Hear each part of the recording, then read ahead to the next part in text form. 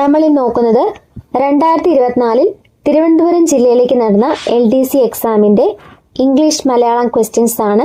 Question paper code 94/2024. ആദ്യം നമുക്ക് English questions നോക്കാം. 81ാമത്തെ question. The tourist gate along with the tourist dash arrived. Option A has, Option B have, Option C are, Option D will be. ഇവിടെ answer വരുന്ന option A ആണ്, has. The tourist gate along with the tourist has arrived. തന്നിരിക്കുന്ന സെന്റൻസിൽ along with എന്ന word കൊണ്ടാണ് സബ്ജക്റ്റുകളെ connect ചെയ്തിരിക്കുന്നത്. അപ്പൊ നമ്മൾ വിത്ത്, along with, as well as, together with തുടങ്ങിയ വാക്കുകൾ കൊണ്ട് രണ്ട് സബ്ജക്റ്റുകളെ കണക്ട് ചെയ്യുമ്പോൾ ആദ്യത്തെ സബ്ജക്റ്റിനനുസരിച്ച് വേണം വെർബ് ഉപയോഗിക്കാൻ. With, along with, as well as, together with തുടങ്ങിയ വാക്കുകൾ കൊണ്ട് രണ്ട് സബ്ജക്റ്റുകളെ തമ്മിൽ കണക്ട് ചെയ്യുമ്പോൾ അതിൽ ആദ്യത്തെ സബ്ജക്റ്റിനനുസരിച്ച് വേണം നമ്മൾ വെർബ് ഉപയോഗിക്കാൻ. തന്നിട്ടുള്ള സെന്റൻസിൽ ദ ടൂറിസ്റ്റ് ഗൈഡ് എന്നുള്ളതാണ് ആദ്യത്തെ സബ്ജക്റ്റ്. അത് സിംഗുലർ ആണ്. അതുപോലെ തന്നെ അറൈവ്ഡ് എന്നാണ് തന്നിരിക്കുന്നത്. അത് വെർബിന്റെ B3 ഫോമാണ്. നമ്മൾ ഹാസ്, ഹാവ്, ഹാഡ് ഇവയ്ക്ക് ശേഷമാണ് വെർബിന്റെ B3 ഫോം ഉപയോഗിക്കുന്നത്. അപ്പം തന്നിട്ടുള്ള ഓപ്ഷൻസിൽ ഓപ്ഷൻ എ ഹാസ് ആണ് correct answer. The tourist guide along with the tourist has arrived. 82ാമത്തെ ക്വസ്റ്റ്യൻ. ക്വസ്റ്റ്യൻ ടാഗ് എഴുതാനാണ്. Let's go for a walk. ഇതിന്റെ ആൻസർ വരുന്നത് ഓപ്ഷൻ സി ഷാൽ ബി ആണ്. ഇത് നമുക്ക് എല്ലാവർക്കും ഫെമിലിയർ ആയിട്ടുള്ള ക്വസ്റ്റ്യൻസ് തന്നെയാണ്. ലെറ്റേഴ്സ് വരുമ്പോൾ എപ്പോഴും ടാഗ് ഷാൽ ബി ആയിരിക്കണം. 83ാമത്തെ question. Change into indirect speech. He says I am attending a train. നമ്മൾ ഒരു സെന്റൻസിനെ ഇൻഡയറക്റ്റ് സ്പീച്ചിലോട്ട് അല്ലെങ്കിൽ റിപ്പോർട്ട് സ്പീച്ചിലോട്ട് മാറ്റുമ്പോൾ ആദ്യം ശ്രദ്ധിക്കേണ്ടത് റിപ്പോർട്ടിംഗ് വേർബ് ആണ്.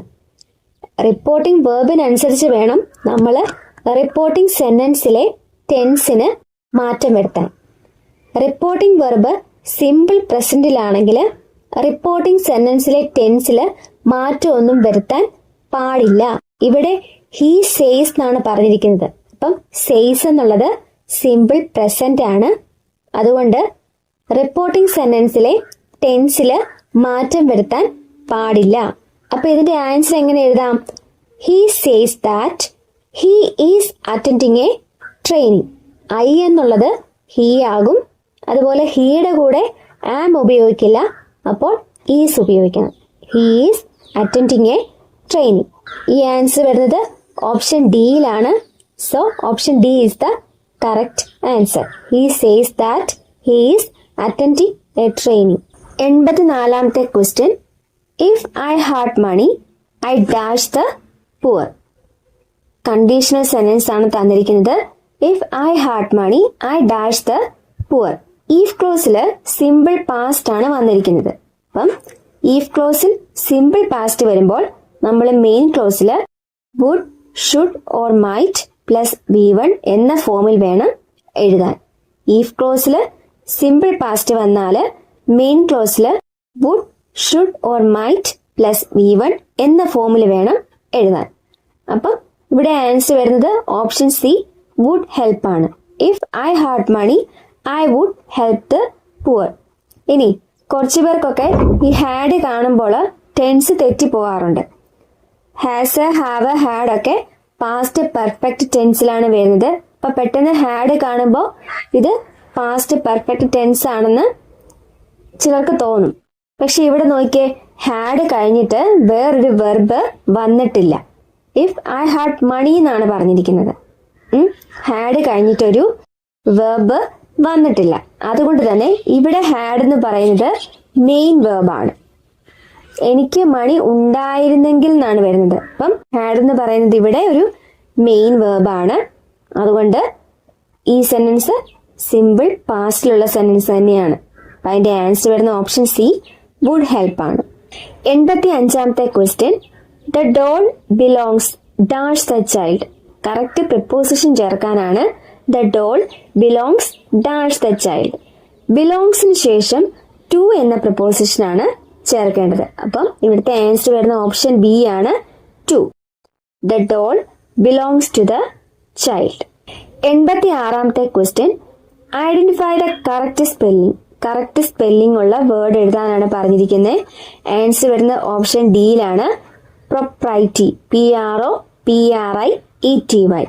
Option D is the correct answer. 87ാമത്തെ question, the idiom bone of contention means. Bone of contention എന്ന ഇഡിയത്തിന്റെ മീനിങ് എന്താണ്? Option A quite worthless, option B man of nobility, option C subject of dispute, option D very rarely. ഇവിടെ answer വരുന്ന option C ആണ്, subject of dispute. Bone of contention എന്ന് പറഞ്ഞാൽ subject of dispute എന്നാണ് അർത്ഥം, അതായത് തർക്കത്തിന് കാരണമാകുന്ന വസ്തു. ഇനി ഓപ്ഷൻ എ ക്വൈറ്റ് വർത്ത്ലെസ്, അതിന് മീനിങ് വരുന്നത് പ്രയോജനമില്ലാത്ത എന്നാണ്. ക്വൈറ്റ് വർത്ത്ലെസ് എന്ന മീനിങ് വരുന്ന ഒരു ഇഡിയമാണ് not worth a straw. Quite worthless meaning വരുന്ന ഒരു ഇഡിയമാണ് നോട്ട് വർത്ത് എ സ്ട്രോ. അതുപോലെ option B man of nobility എന്ന് പറഞ്ഞാൽ ഉന്നത തറവാട്ട് മഹിമയോ മാന്യതയോ ഉള്ള വ്യക്തിയാണ് മാൻ ഓഫ് നൊബിലിറ്റി. ഈ മീനിങ് വരുന്ന ഒരു ഇഡിയമാണ് മാൻ ഓഫ് ബ്ലൂ ബ്ലഡ്. അതുപോലെ ഓപ്ഷൻ ഡി വെരി റെയർലി എന്ന് പറഞ്ഞാൽ വളരെ അപൂർവമായി മാത്രം സംഭവിക്കുന്നത്. ആ മീനിങ് വരുന്ന ഇഡിയമാണ് once in a blue moon. ഇത് വളരെ വളരെ ഇമ്പോർട്ടൻ്റ് ആയിട്ടുള്ള ഒരു ഇഡിയമാണ്. ഒരുപാട് ക്വസ്റ്റ്യൻ പേപ്പറുകളിൽ ഈ ക്വസ്റ്റ്യൻ വന്നിട്ടുണ്ട്. വെരി റെയർലി എന്ന മീനിങ് വരുന്ന ഒരു ഇഡിയമാണ് once in a blue moon. നിങ്ങൾ PYQ പഠിക്കുമ്പോൾ അതിൻ്റെ ഓപ്ഷൻസിൻ്റെ കണക്റ്റഡ് ഫാക്റ്റൂടെ പഠിക്കാൻ ശ്രദ്ധിക്കുക. ചിലപ്പോൾ നമ്മൾ നോക്കുന്ന ഒരു ക്വസ്റ്റ്യൻ പേപ്പറിലെ ഓപ്ഷൻസിൽ നിന്നായിരിക്കും വേറൊരു ക്വസ്റ്റ്യൻ പേപ്പറിൽ ക്വസ്റ്റ്യൻ വന്നിരിക്കുന്നത്. അപ്പം ഓപ്ഷൻസിന് കണക്റ്റഡ് ഫാക്ട്സ് ഉണ്ടെങ്കിൽ അതും കൂടെ കൂട്ടി വേണം പഠിക്കാൻ. എന്നാലേ നമുക്ക് PYQ പഠിക്കുന്നതിനുള്ള പൂർണ്ണമായിട്ടുള്ള പ്രയോജനം ലഭിക്കുകയുള്ളൂ. 88ാമത്തെ question, the dash of wolves howled at the moon. Collective noun എഴുതാനാണ്. The dash of wolves howled at the moon. Option A pack, option B pride, option C flock, option D herd. ഇതിന്റെ answer വരുന്നത് option A pack ആണ്. വൂൾസിന്റെ collective noun pack. The pack of wolves howled at the moon. ഇനി ലയൺസിന്റെ collective noun ആണ് pride. ലയൺസിന്റെ collective noun ആണ് pride. Birds, sheep ഇവയുടെ കളക്റ്റീവ് നൗൺ ആണ് ഫ്ലോക്ക്. ബേർഡ്സ്, ഷീപ്പ് ഇവയുടെ കളക്റ്റീവ് നൗൺ ആണ് ഫ്ലോക്ക്. ഇനി കാറ്റിൽ, എലിഫന്റ് ഇവയുടെ കളക്റ്റീവ് നൗൺ ആണ് ഹേർഡ്. കാറ്റിൽ, എലിഫന്റ് ഇവയുടെ കളക്റ്റീവ് നൗൺ ആണ് ഹേർഡ്. ഈ ഓപ്ഷനിൽ തന്നിട്ടുള്ള എല്ലാ കളക്റ്റീവ് നൗണുകളും വളരെ ഇമ്പോർട്ടൻ്റ് ആണ്. ഇവയെല്ലാം തന്നെ പല പല എക്സാമുകളിൽ ചോദിച്ചിട്ടുണ്ട്. 89ാമത്തെ question, identify the synonym for അമെൻമെന്റ്. അമെൻമെന്റ് എന്ന വേർഡിന്റെ സിനോണിമാണ് ചോദിച്ചിരിക്കുന്നത്. Option A reluctant, option B hesitant, option C modification, option D version. അമെൻമെന്റ് എന്ന് പറഞ്ഞാൽ ഭേദഗതി എന്നാണ് അർത്ഥം. അതിന്റെ ആൻസർ വരുന്ന ഓപ്ഷൻ സി ആണ്, മോഡിഫിക്കേഷൻ. അമെൻമെന്റ് എന്ന വാക്കിന്റെ സിനോണിമാണ് ഓപ്ഷൻ സി, മോഡിഫിക്കേഷൻ. റിലക്റ്റന്റ് എന്ന് പറഞ്ഞാൽ താല്പര്യമില്ലാത്ത, റിലക്റ്റന്റ് താല്പര്യമില്ലാത്ത, ഹെസിറ്റന്റ് മടിച്ചു നിൽക്കുന്ന അല്ലെങ്കിൽ സംശയമുള്ള, ഹെസിറ്റന്റ് മടിച്ചു നിൽക്കുന്ന അല്ലെങ്കിൽ സംശയമുള്ള. വേഴ്സൺ എന്ന് പറഞ്ഞാൽ വഷളാക്കുക അല്ലെങ്കിൽ കൂടുതൽ മോശമാക്കുക. വേഴ്സൺ എന്ന് പറഞ്ഞാൽ വഷളാക്കുക അല്ലെങ്കിൽ കൂടുതൽ മോശമാക്കുക. 90ാമത്തെ question, identify the antonym for deficit. Deficit എന്ന വേർഡിന്റെ ആന്റോണിമാണ് ചോദിച്ചിരിക്കുന്നത്. Option A smudge, option B surplus, option C reprise, option D sippet. Deficit എന്ന് പറഞ്ഞാൽ ഷോർട്ടേജ് അല്ലെങ്കിൽ കുറവ് എന്നാണ് അർത്ഥം. ഡെഫിസിറ്റ് ഷോർട്ടേജ് അല്ലെങ്കിൽ കുറവ്. അതിന്റെ ആന്റോണിയം വരുന്നത് ഓപ്ഷൻ ബി ആണ്, സർപ്ലസ്. സർപ്ലസ് എന്ന് പറഞ്ഞാല് മിച്ചം അല്ലെങ്കിൽ അധികം എന്നാണ് അർത്ഥം. അപ്പം ഡെഫിസിറ്റ് എന്ന വേർഡിന്റെ ആന്റോണിയം ആണ് ഓപ്ഷൻ ബി, സർപ്ലസ്. ഇനി സ്മഡ്ജ് എന്ന് പറഞ്ഞാല് കറ അല്ലെങ്കിൽ മങ്ങൽ എന്നാണ് അർത്ഥം. സ്മഡ്ജ് എന്ന് പറഞ്ഞാല് കറ അല്ലെങ്കിൽ മങ്ങൽ എന്നാണ് അർത്ഥം. റിപ്രൈസ് എന്ന് പറഞ്ഞാല് ആവർത്തനം. റിപ്രൈസ് ആവർത്തനം. സിപ്പറ്റ് എന്ന് പറഞ്ഞാല് സൂപ്പിലോ മറ്റോ മുക്കി കഴിക്കാൻ ഉപയോഗിക്കുന്ന ചെറിയ കഷ്ണം അപ്പത്തിനാണ് പറയുന്നത് സിപ്പറ്റ്. അപ്പം ഡെഫിസിറ്റ് എന്ന വേർഡിന്റെ ആന്റോണിമാണ് സർപ്ലസ്. അപ്പൊ നമ്മള് ഇംഗ്ലീഷിലെ 10 ക്വസ്റ്റ്യൻസ് നോക്കിക്കഴിഞ്ഞു. ഇനി മലയാളം ക്വസ്റ്റ്യൻസ് നോക്കാം. 91ാമത്തെ ക്വസ്റ്റ്യൻ, അനപത്യൻ എന്ന പദത്തിന്റെ അർത്ഥം. ആൻസർ വരുന്ന ഓപ്ഷൻ എ ആണ്, സന്തതി ഇല്ലാത്തവൻ. അനപത്യൻ എന്നാൽ സന്തതി ഇല്ലാത്തവൻ എന്നാണ് അർത്ഥം.